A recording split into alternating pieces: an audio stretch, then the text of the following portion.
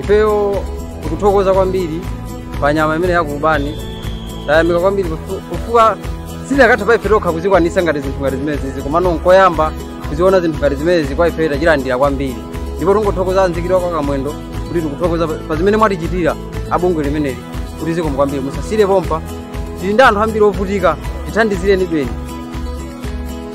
muzingoona kuimbira anthu wina aliyesali pa chisangalalo ngakhale kuti sadaka imene ili ya ndiwo yokha komabe wina sakusangalala pa tsiku la lero wina sakapindula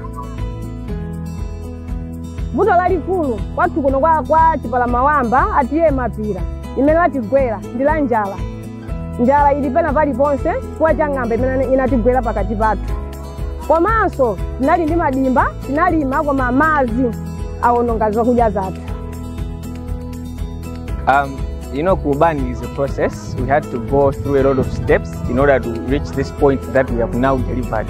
So as Islamic Relief, we are very excited to find out that we have been able to reach out to all our intended participants. And as a person, I feel comfort. I'm excited that I can see someone smiling because we have delivered Kurbani.